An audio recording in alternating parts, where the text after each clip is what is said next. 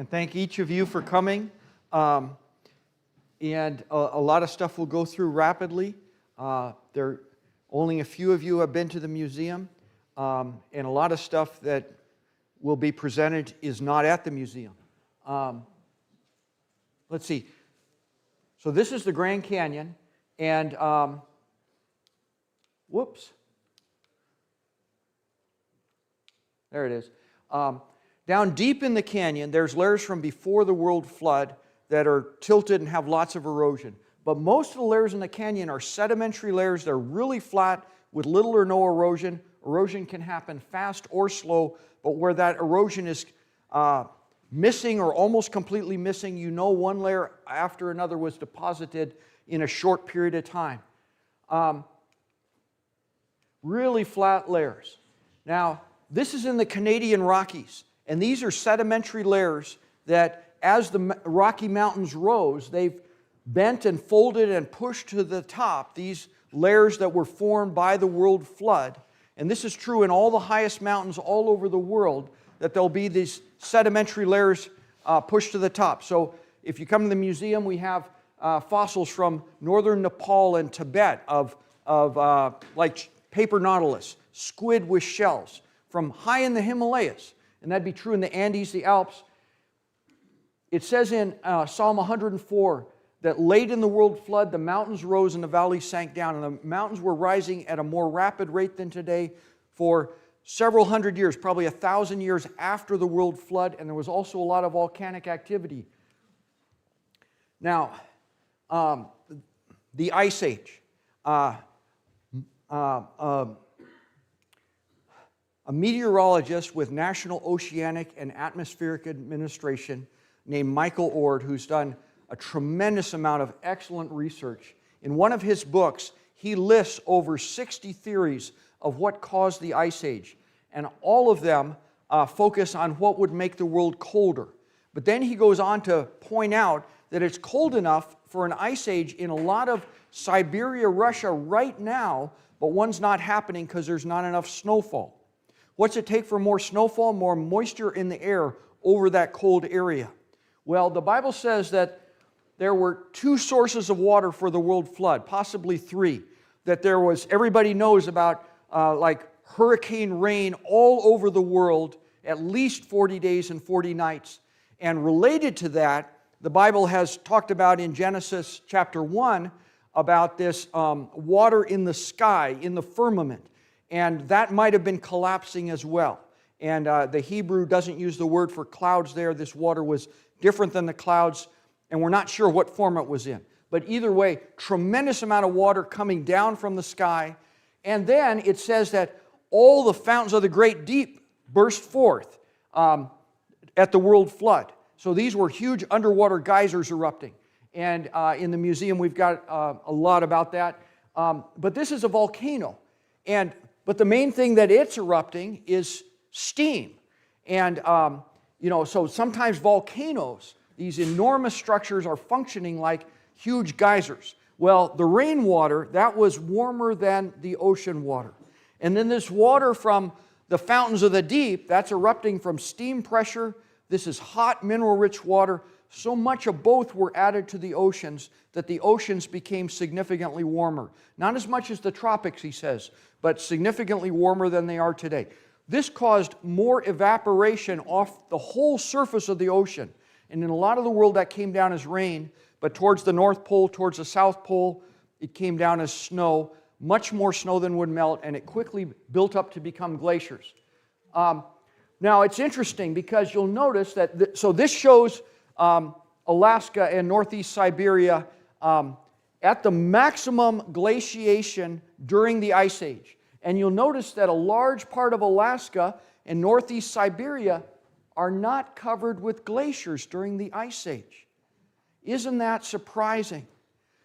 That's because the oceans really were warmer. And it's not that it didn't snow there, but the way the air circulated off the oceans, it would allow it to melt off and not build up as glaciers.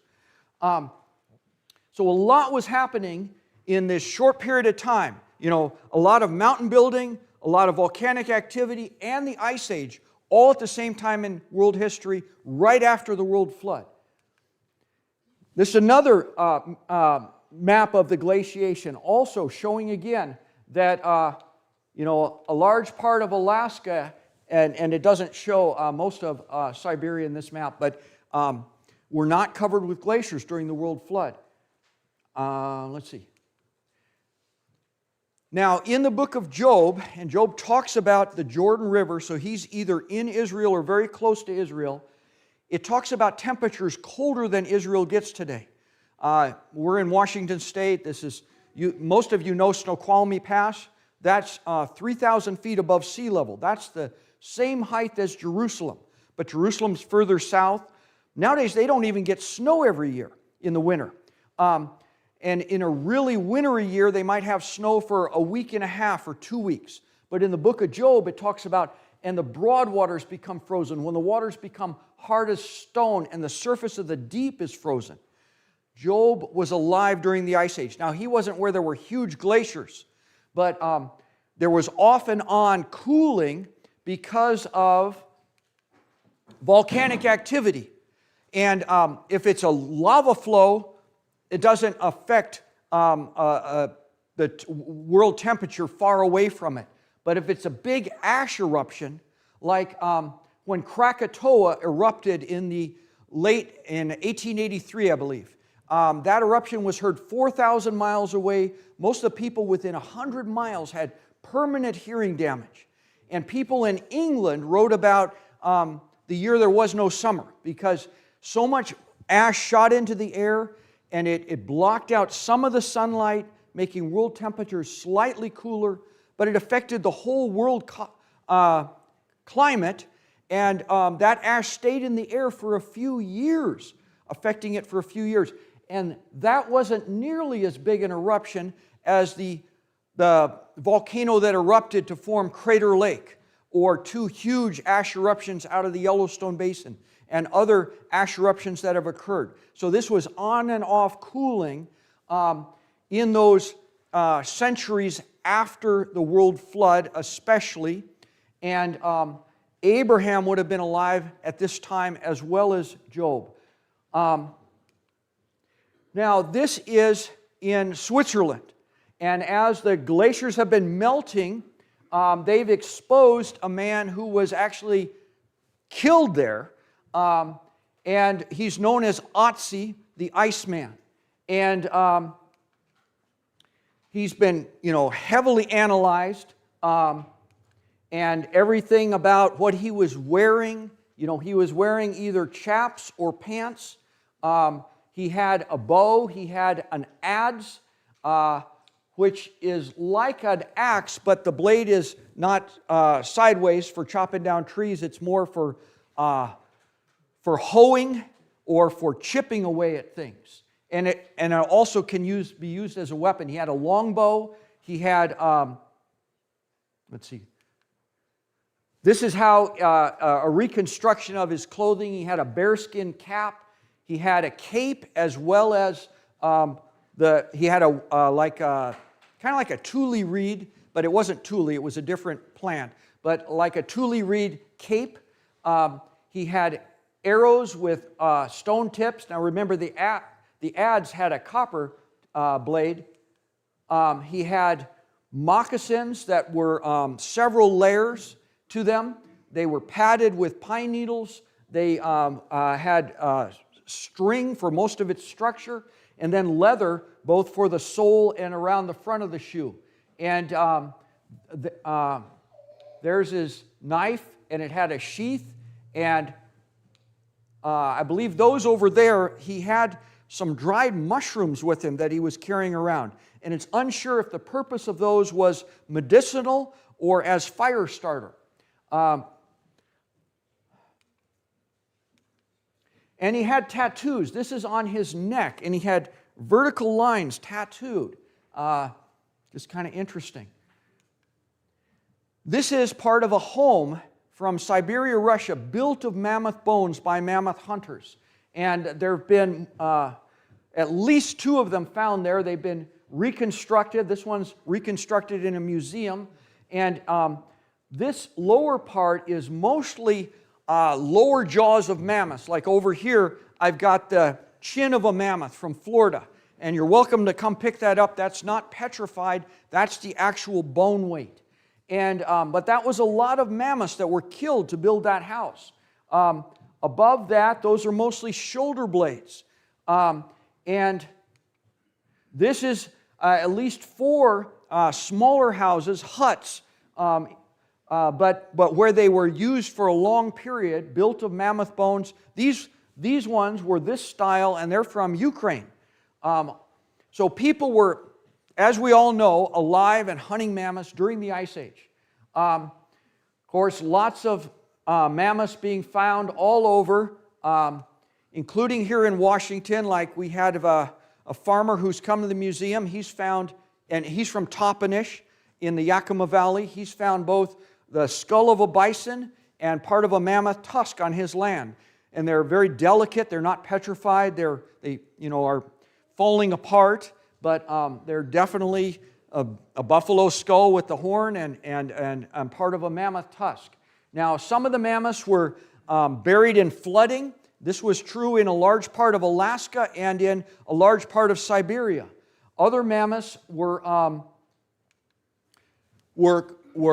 flash frozen, and this would be true like in the plains of Canada and in parts of Siberia, where there were a huge cyclonic storm similar to a hurricane, but it was over land and much bigger than any hurricane we're aware of. And there was tremendous blowing sand and rain. And these mammoths hunkered down, like up in Canada, and this one's from Siberia, hunkered down. Some of them still had plants like buttercups in their mouth. And the sand blew around them and buried them, and it rained on them. And these storms were so big, and they pulled super cold air from extremely high in the atmosphere right down and flash froze these mammoths. There's in the Spitsberg Islands, north of Siberia, there's plum trees 30 feet tall, flash frozen with the plums still on the trees. There's a herd of yaks swimming across a river, frozen in place to this day, and fish in the river are frozen there as well. A storm like we don't have nowadays. Huge mammoth tusks, and those are enormous tusks. And some of the biggest mammoths, the hump on their shoulder was about 14 feet tall. So let's see. There's about 7, another 3, that's 10, another 4, that'd be about, their hump on their shoulder would be about the height of this ceiling, maybe a half foot or a foot taller. And the big sea ice didn't develop until late in the Ice Age as ocean temperatures cooled down. So the coastal areas, because of the warmer oceans, were melted off. And as there were huge glaciers on the land, there was so much ice on the land over parts of the continents that sea levels were at least 300 feet, maybe 400 feet lower than they are today during the Ice Age. And this is, in fact, the Piri Reis map. There's 2 ancient maps I know of this one is from Turkey, and it apparently shows a lot of the coastline of Antarctica without sea ice around it. Now, in the 1500s AD, Antarctica was surrounded by sea ice, but sailors would copy each other's maps, and this information was passed on from the Ice Age when that sea ice hadn't formed yet. Now, a visitor recently at the museum, this would be about a month ago, on one of his travels, he had been doing business and gone through Whitehorse in the Yukon. And he told about the native peoples there. Their language would be the Athabascan language group. There are 6 main language groups among the Native American peoples. And he says that there's mammoth trap there, and that these Athabascan people say that the last, now what he said was that the last mammoth was killed in the 1800s. And I checked into this, and some scholarly research, this is just the abstract for the article, goes on and talks about that they believe, in the abstract it talks about that last mammoth was killed 600 to 1,000 years ago, but as you read the article, it implies that it might actually be around 400 years ago. So either way, the article goes on and lists a whole, most of the tribes in the eastern part of America and up through the eastern and central Canada and somewhat down into Mexico were all hunting mammoths and have this in their oral histories. And this is from near Whitehorse. This is a baby mammoth that was frozen near a lake. Man, what incredible preservation. And this is, sorry it's not a better photo, but this is from a mammoth trap down in Mexico. And here the people were not only hunting mammoths, but building pits to trap them in. Now, here we are at the North Sea, and this is on a nice day, because the North Sea, you know, is famous for having rough weather. Here's a part of a person's jaw found in the North Sea, and of course, there were mammoths and, well, maybe you don't know that, but there's mammoths and horses and bison, all fossilized out there. The remains of people, parts of forests that were buried. There's villages that were built by mammoth and bison hunters that are all underwater now because they were built during the Ice Age when sea levels were lower. There's cities that were built of cut and fitted stone in the area called Doggerland of the North Sea that are all underwater now. You could walk from England to France and Germany and Denmark on dry land during the Ice Age. You could go to almost all of Indonesia on land. You didn't have to cross the parts of the ocean because there were land bridges there. And of course, you probably learned about growing up that there was more land exposed in the Bering Sea during the Ice Age. And this is in Lake Superior. And this is, there's parts of this are about 30 feet underwater, and they go deeper than that. And this, a part of a row of stones are set up in pretty much a line that extends for, I think it's about a mile. I haven't looked it up in a while. But this long structure that's all under Lake Superior now. And that's really dark. But possibly you can see that there's posts in a ring, and the people had made kind of like a smaller version of Stonehenge made out of timbers that is all underwater now. And on one of the stones in that line, and I have an even better photo that's not highlighted, but it shows that they had carved a mammoth in that stone. Now, this is a different part of the world. We're in Iraq, and this is at Nimrod in Iraq. And the workers there, the local people who were hired by archaeologists, they excavated lots of these huge heads there of animals, of people. But when they excavated this head, they were terrified because they recognized that as the head of Nimrod. Now, in the Bible, Nimrod was the man who was in charge during the time when the Tower of Babel was built, and a fearsome man. He might have been a hunter of men, a slave trader, somebody who captured people. He was, but he was a powerful man, and he was the leader when they constructed a tower. Now, this is not at Babel. This is in Ur, where Abraham was from. But this is the remnant of a ziggurat tower, a ziggurat pyramid. And we're not sure the shape of the Tower of Babel, but it sounds like it could be a ziggurat, certainly. One of two ancient descriptions indicates it was, the way they drew it, the way they carved it into stone was a ziggurat shape. This is a separate stele, and there they show it more like a tall tower.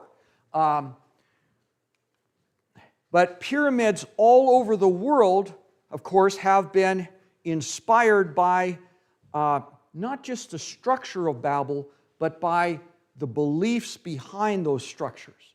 Now, we're going to go off that subject slightly and look into what the Bible says. And so throughout the Old Testament in Hebrew, when it talks about Egypt, it never says Egypt. It always says Mizraim. And when it talks about Persia, Iran, most of the time it says Elam.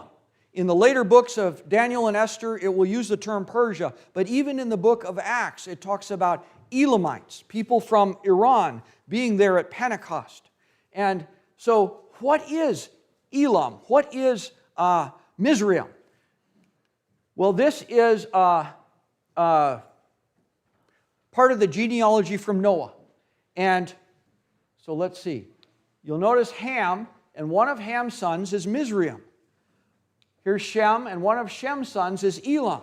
And after Babel, which I'm not sure the time period, but I've seen one estimate in the 40s, but I don't believe that's correct. But 100 or so years after the world flood was when this tower was built, and God, because the people were not trying to worship God, but to be like God without God, really. But God dispersed the languages, and that caused the people to do something He had wanted them to do anyways, which was disperse throughout the world.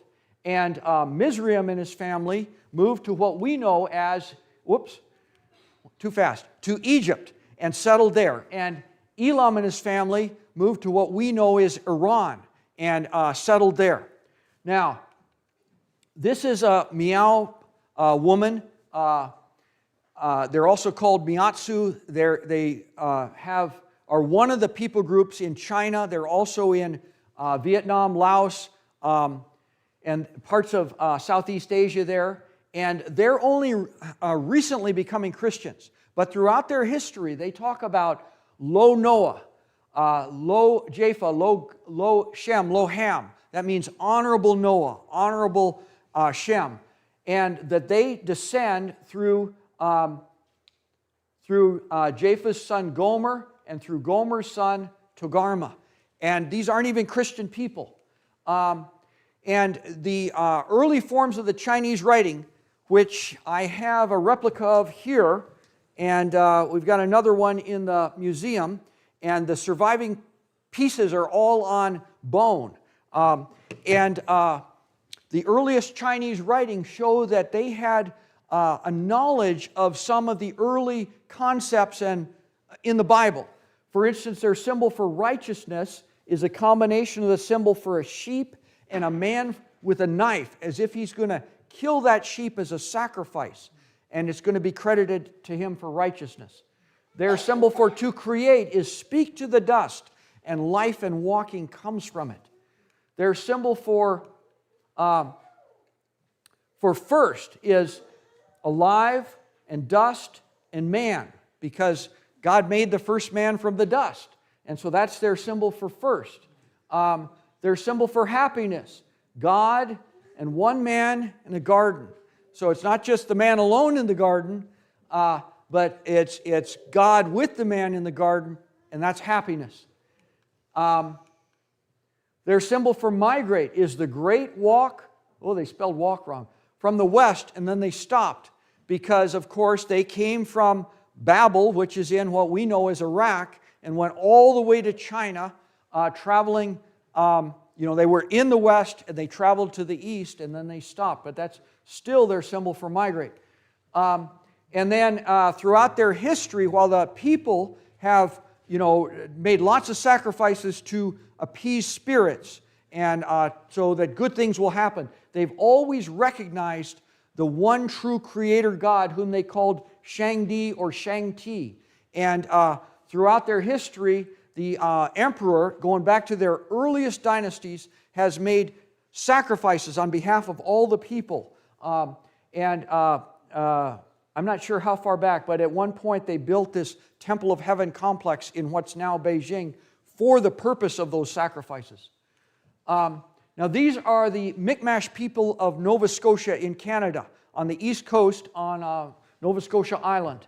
And they say that God made the first man from the red dirt, and God made the first woman from that man, and that there was a world flood that destroyed the whole world except for one family that was in a huge ship, and that they descend from that family. Now, this is on the opposite side of the world. This is the Australian Aborigines. And this is from one of their caves, a painting on the walls of the cave of the beginning, the creation. And they say that God made two men, so they got a little bit wrong. Two men from the red ground. They also say red ground. And God only made one woman, and it caused trouble. Imagine that. But mankind became so wicked that God sent a flood that covered the whole world, and that they descend from the one family that survived that world flood. Now, you noticed in both these stories that it talks about God making the person from the red ground. Now, this is in Hebrew, and the root word here is blood, and excuse me, and the word in Hebrew would be pronounced dam, and then below it is Adama, the word for ground, and Jacob's brother was Esau, which meant hairy. His other name was Edom, which meant red. And then Adam actually means man from the red ground, or red man from the red ground. Now you see, these people, the Mi'kmaq and the Australian Aborigines, have only had the Bible a few generations. But their ancestors passed on information that isn't clear in our English Bible, but in the Hebrew it's implied that God didn't make man just from any colored dirt, but it was specifically a reddish colored dirt. And so I'm trying to point out that people around the world, some of them have retained some of this truth about where they came from. Now this is in Hawaii, the ancient Hawaii, say that God warned a man, Nu'u, that he would send a flood that would cover the mountains. Nu'u built a vessel which was known as the royal vessel. Nu'u brought his wife, his 3 sons, and their wives, same as in the Bible, on the ship, and it landed on a mountain, and the first place they lived after that, after the flood, when they left the ship, was in a cave on that mountain. And they've even named a cave on one of the mountains there in Hawaii, Pu'u'u Lilinu, the mountain of Mrs. Noah. And they say that their ancestors, the Polynesian people, had left the mainland of Asia 600 years before the British arrived. Now the Maori of New Zealand tell a similar story about the world flood, and they're also Polynesian people. They gave the same time frame, 600 years before the British arrived. Now the Polynesians didn't just make it to Easter Island, but they made it all the way to South America on the west coast, where the land bends there, where Peru, at the northern end of Peru, and they brought the sweet potato with them, and some of the words in the native languages there are Polynesian words. Now this is the Salish Indians here in the northwest, and they live both on the coast. They built the totem poles and the longhouses, have the big canoes. The official language of the Colville Nation is Salish. The Yakima Nation, Salish. They extended over into Montana some. They say that their ancestors survived the world flood. Their word for boat or ship is canoe, in a huge canoe that landed on a mountain, and the people that came down one side of the mountain spoke one language, the people that came down the other side spoke a different language. So this is all over the world. And now we're going back to the topic of pyramids. And so here we are in again, which would be Iraq, Iran, Kazakhstan.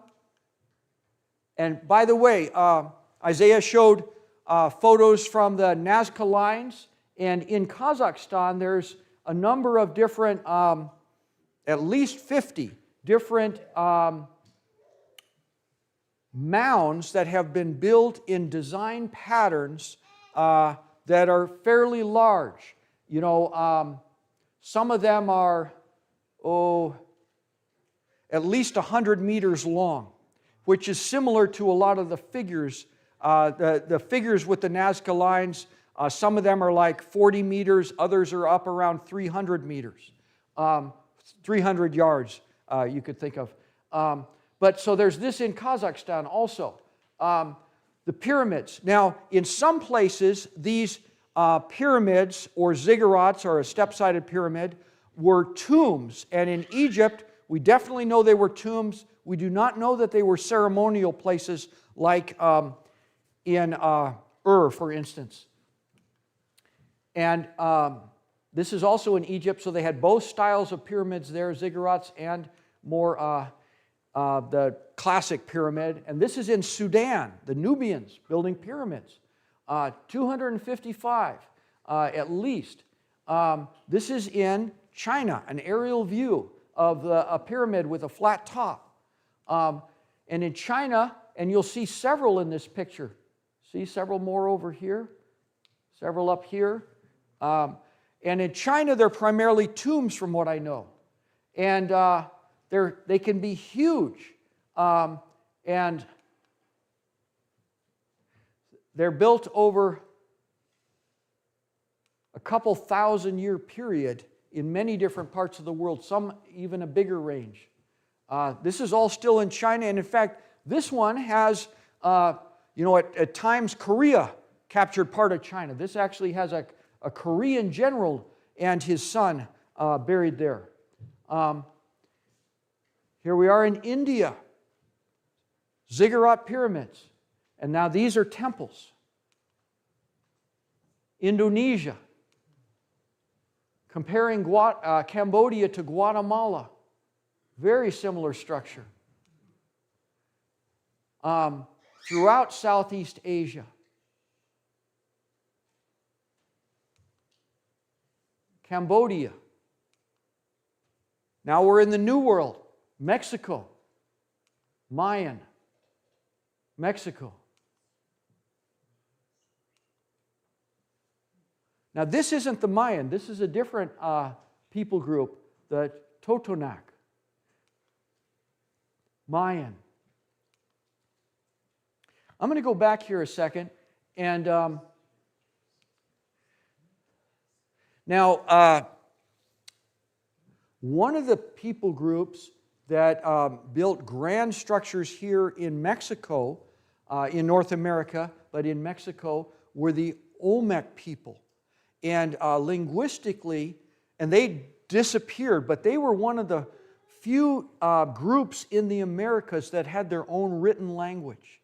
And linguistically, it didn't match other Native American languages, which I didn't bring up, but they are largely Chinese in their base. They're from Mongolia, northeast China, that eastern part of Siberia, and Korea.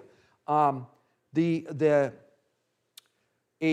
missionary doctor family who were fluent in Cantonese Chinese and had worked as missionaries 12 years on Taiwan, then went to be missionaries among the Navajo, and they estimate that the Navajo language is about 70% Chinese.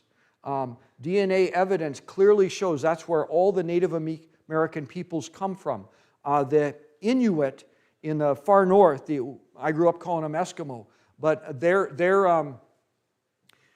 about half of the population would show a predominance of their DNA coming from that part of China, Mongolia, and about half of them show it coming from Korea. But either way, they're close. But now, the Olmec linguists from Africa recognized the Olmec writing and said, this is from the western part of Africa. It's very similar to the languages used there in Mali. So apparently some of the, and they sailed, the people of that part of western Africa were sailing to the New World and either influenced or were the fathers of the Olmec themselves, fathers and mothers. And the mound builder tribes here in America, the Mississippian Adena and Hopewell cultures, and they built these pyramid mounds, which were both tombs and places of worship, temples. And with a lot of these, like in the photos of the human sacrifice altars, this is true in many parts of the world. This really evil practices were being carried on in association with these pyramids and temples. Here we are in Alabama, Wisconsin, Georgia, a lot of the east and up into Canada. Pyramids in Greece, on the island of Sardinia below, that's owned by Italy, a large island there in the Mediterranean. So all over the world, and standing stones, monoliths. Now this style of putting stones, huge stones together, are called dolmens, and they're often tombs.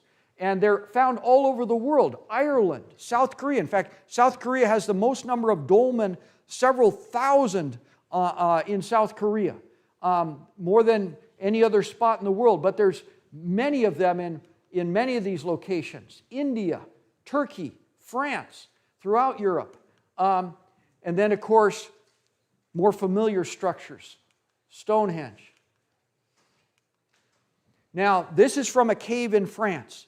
And these were now mammoth hunters, and they did paintings of many different animals: rhinoceros, bears, lions, antelope, buffalo. They did sculptures as well as paintings. They made flutes and other musical instruments. So even though they're living in caves, they're people who like art and music. They lovingly bury people they care about. Now, this is from those caves in France. And the real one is carved of mammoth tusk. And the real one's about this big. But an archaeologist I got these from, he had made a larger copy just to make it easier to see. But it's a carving of a woman's head.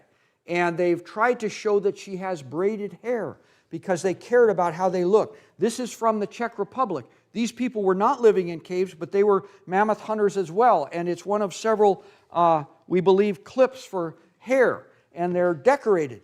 These were people who wanted to look nice. And the Bible indicates that at the same time that Mizraim and his family were starting to settle Egypt, and Elam and his family were starting to build grand cities of stone in parts of Persia, that Japheth and his family were migrating up through Turkey and starting their way across Europe. But they didn't just go in those ways. Some with all the families, some of their grandsons and great-grandsons went off in different directions. But this is more there in Persia, just phenomenal work. Now this is Indiana Jones and Raiders of the Lost Ark. This is the opening scene of that movie, and it's filmed in Petra, in the country of Jordan. And it's carved right into these red sandstone cliffs. And but this was made by the Edomite people, the Edomians, the descendants of Esau. Later, the Nabatean Arabs lived here. But this was near their capital, Bozrah. This was the rock city of the Edomites. Now, this is some of Japheth's descendants who have gone all the way to northwest China. And they're blonde-haired mummies preserved there. And a number of them, men and women.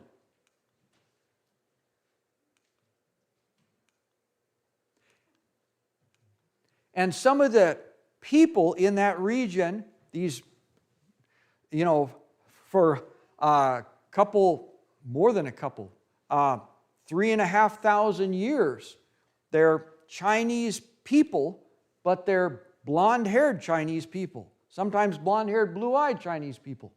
And we don't think of the Chinese as that way, but there are many people groups in China. And this would be like the Uyghur people in the northwest part of China, some of them. And now, anybody have a guess of where this is?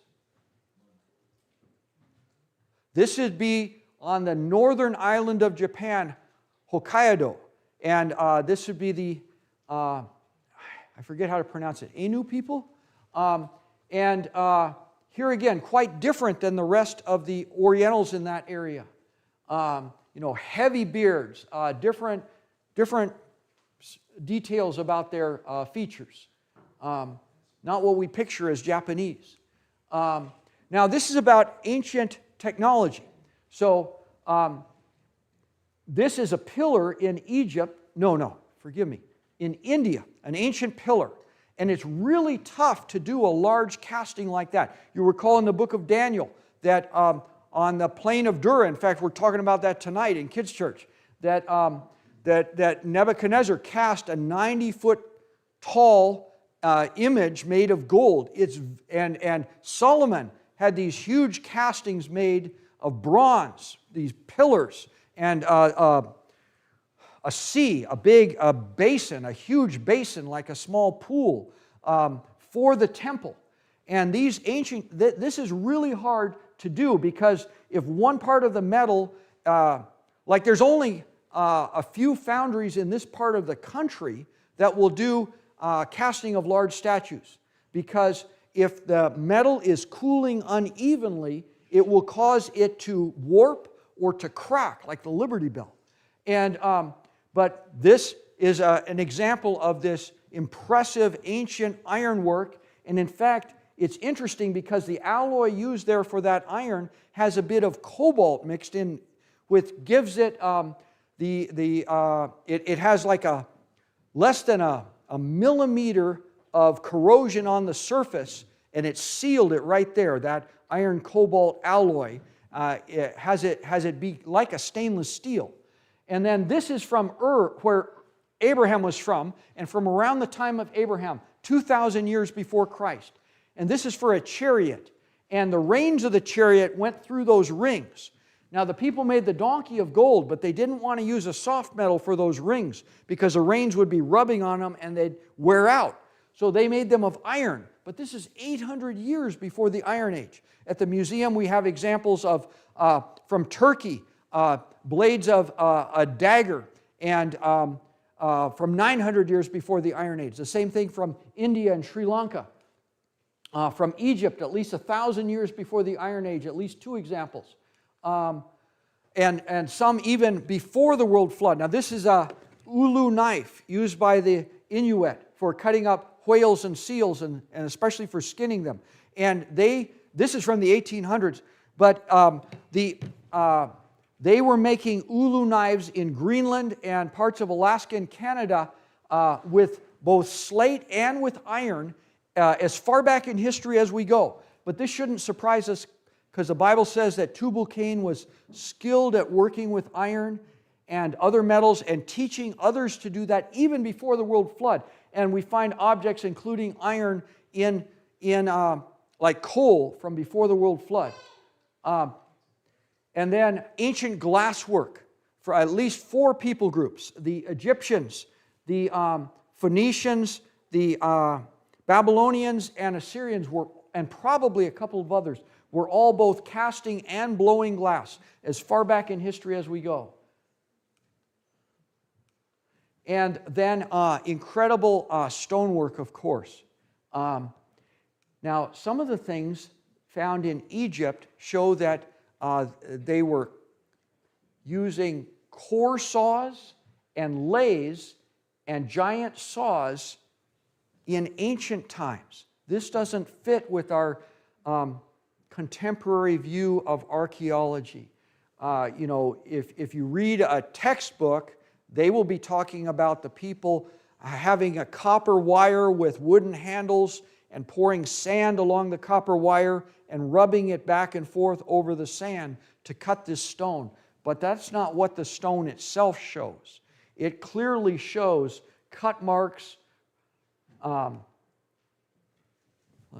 here I've got some. Over here, I think. Yes. So, you can see the grooves of the tools used for the cutting. You can see the lathe marks.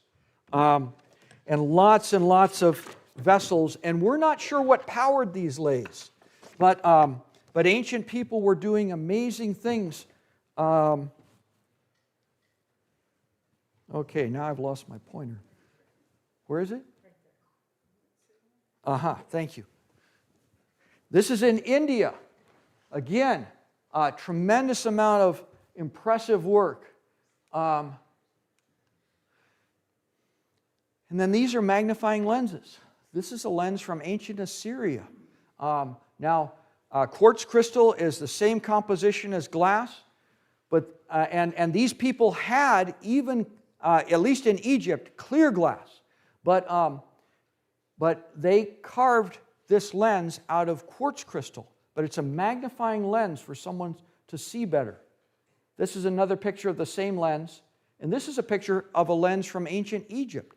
Even has a spot to fasten to a frame. Some ancient people had magnifying lenses to help them see better. This was used by the Vikings. And you would hold the stone up to the sky on a cloudy or foggy day, and something about the properties of the stone made it like it was a polarizing lens, and you could see the location of the sun, so you could navigate even on a cloudy day. Many of you have seen this. This is a replica of the Baghdad battery. But, there were wet cell batteries used by ancient people. This is some of the details. Used more than one type of metal. Had a asphalt seal around it. That would be a tar seal around it.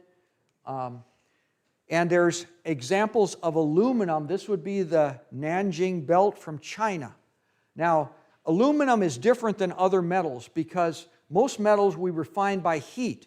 But aluminum we refine using lots of electricity. That's why Alcoa had these different smelting plants here in Washington, because of the cheap electricity and abundant electricity by the dams along the Columbia River. But what's this, how were they refining this aluminum in ancient times? From what we know, it never exists naturally as just plain aluminum. Like you can find a nugget of gold or of copper or of silver or of platinum, but not of aluminum. And this is from Romania. And this, we're not sure what it was, but it was found along a river there, 35 feet down, and it was lower than a mastodon that was next to it. And, what's this ancient aluminum doing there? Then, of course, tremendous stonework. Huge stones, fit together with no mortar. Amazing skill that we puzzle at today. Enormous stones being moved. Now we're no longer in South America. So most of those were in Peru and Bolivia. This is in the Middle East now. It's a big stone. He's going to get a backache that way. This is probably the biggest one I know of. And this one is in Lebanon. And we believe they concluded it was too big to get out of they couldn't lift it up. But we're not sure of that. Maybe they just or conquered or gave up. There's another picture. And then this is in Micronesia, out in the Pacific Ocean. Some of the ancient peoples were making the islands bigger by using basalt pillars like we find in Washington and building structures and filling in earth behind them to enlarge the islands and even build, like forts and maybe palaces on them. Lots of basalt pillars, but think how heavy those are. I've tried to move some small ones. It's quite an accomplishment. And there's some in Indonesia as well. And we don't know that they were using a wheel, but they clearly made what could have been used as a wheel, and I'm sure they realized it would roll. So, and then of course you know about this ancient computing device, probably for astronomical calculations, found in the Aegean Sea from Roman times, and now we're back to the North Sea. And this is a more typical day maybe. And what country is this? Holland. And of course, dikes, they're reclaiming that North Sea. Now they're not, remember, people used to live out there, but they're got series of dikes and canals, and they've got, if you've seen Hans Brinker, you know that there's 3 sets of dikes, and the inner one's called the sleeper because it only wakes up and does its work when the other dikes fail.